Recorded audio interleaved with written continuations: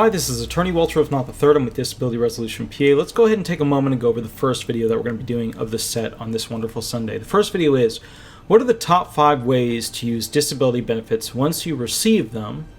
Okay, so this is really important. First and foremost, some of you guys come from different class statuses. So some of you guys are doctors and you have money and you had money put aside and you went through the process and you've always had money. It was never an issue for you. And then on the other extreme of that spectrum, there's those individuals who are super poor. They're homeless. They have nothing. They basically have to live on a tarp. Let's go ahead and focus on both of these at the same time. You should not be telling people when you started to receive disability benefits. You should not be telling people, especially right in the beginning, when you started to receive disability benefits. And so this is one of the top 5 that we're going to be doing. I'm just telling you up front, don't tell people. The reason why is there are entire groups of people, programs, companies, international schemers that will literally try to find a way to trick you to go ahead and receive those funds from the SSA by screwing up one of your bank accounts or having the Direct Express card put to the wrong address or whatever. Fraud. So just watch out for that before we get to what are the top 5 ways to use the disability benefits once you receive them. Now, number 1, I always tell people to put a down payment for a house, or a trailer, or an apartment, or whatever. Okay, whatever you do, do not buy into an HOA. That's all I ask. As long as you don't buy into an HOA, you'll never be in a lien situation where they'll say, hey, you had a dog and the dog violated some procedure and therefore we're putting a lien on it. HOAs should not exist. It is a government on top of a government that only idiots created. I don't know how we allowed these idiots to keep, creating these things over and over. They're rampant in Florida. But the bottom line is we should just have regular homes, and they should be subject to regular counties, states, and federal governments. We do not need HOAs because you can put money down, and then all of a sudden they'll come after you for it, and they'll just grub for whatever they can get from you. And that's how a lot of them are. I'm in one right now, and that's why I'm moving to Merritt Island to get away from it. So put a down payment on a home. Now, that's easier said than done for SSDI people because you get all of your benefits right up front. Whereas SSI people, you get the first 3 checks, the next 3, you wait 6 months, you get another 3 checks, you wait 6 months, and you get the remainder of all your back pay. The focus is with SSI, you want to get what's called an emergency allowance. That's where you go to the SSA, you say, okay, I need this much down, that way I can do my monthly payment at this amount, yada, yada, yada.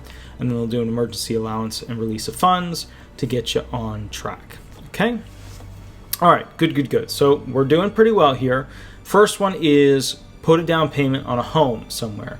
I don't care if it's a crappy trailer. I don't care if it's a beautiful palace. But don't be an idiot like I was, where I lived in a rental situation for 17 years of my life, and I'm only now getting out of the rental game. Okay, so if you're one of those people that's like, I just have to live in the city, then you're just going to have to learn to not have to live in the city and actually have equity in something. All right, next thing. Buy a car. Right? That's what you can also use with your back pay funds, your forward pay funds.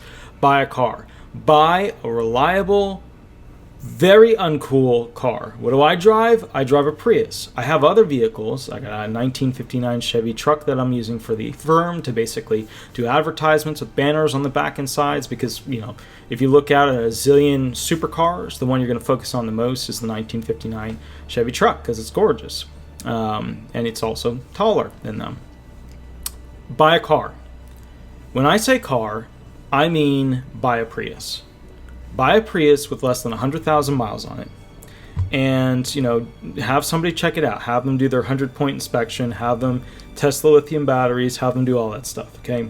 Only the idiots will sit back in their chair and go, well, that's what they say when, the battery under the back seat goes out. It doesn't. And if it does, it's like $1,000 to replace on eBay. It's not that big of a deal. Okay, I've had my Prius for 10 years, lithium battery still going strong. B, I know people have had their Prius for 15 years, lithium battery is still totally fine. Do they go bad? Yeah, especially when you get them wet. All right, get a Prius. Why? 475, miles for every fill-up. Fill-ups are like, $20 to $28, depending on the fluctuating ridiculousness that we pay because our government basically allows the banks to do whatever they want with the oil exchange. So buy something that's cheap to drive. right? If you want to go places and do stuff while you're receiving benefits, cool, buy a Prius. Do not buy an F-350, which is the other vehicle I own. All right, let's talk about things to buy once you receive those benefits. Cameras, security provisions, okay? And I don't just mean for the trailer or the home that you bought. I mean also put in, a dash cam into your car, because this is way more important than you realize, because at any moment somebody could run into you or steal from your house or be creeping around your house, take your stuff, and all of a sudden it's gone, right? Let's say that you buy some expensive item, it's the size of a fist, and it's in your house and it gets stolen, right? At least you have the video footage, and they're cheap now. Cameras, for the most part, they're cheap now. You can get like Arlo, and that's what I like to use, and I use a combination of different cameras, but my go-to one's always, for the quick check, are the Arlo camera. You don't have to have, wireless cameras with, battery-powered lithium You don't have to have all that. You just need cameras. Put them up. That way you're protecting yourself from future idiots, okay? All right, next thing. Privacy and discretion. When you receive benefits, you might have a neighbor that dislikes you because you don't mow your lawn the way that they do. You might have a neighbor that doesn't like you because your dog poops in the front yard and you don't clean it up. You might have a neighbor that doesn't like you because they're part of the HOA Alliance and they should be taken out and beaten horribly for being part of something that is so horrifically horrendous to the human race in total, especially America and Florida. So if you have one of these wonderful people, then what that means is that you have to go ahead and understand that they're going to try and harm you. They're going to try and go out of their way to hurt you. One of the classic ones that I had was where I had a lime tree and a lemon tree, and they went after me and tried to sue me, which is moronic because when people try to sue attorneys, my time's free to defend myself compared to their attorney's fees to go after me are, $500 an hour. So, all of a sudden they're getting a bill for $10,000 right up front. That's like their first bill after half a month. And my bill is obviously just the time I'm spending on it. Okay. So anyway, yeah, I had lime trees and lemon trees, and they said it was in violation of their completely bullcrap articles, which they had modified and updated and then made them not illegal, just violating their, because it's not law. None of the stuff they create is law. It's just, some stupid little form that they create that they use at their little meetings.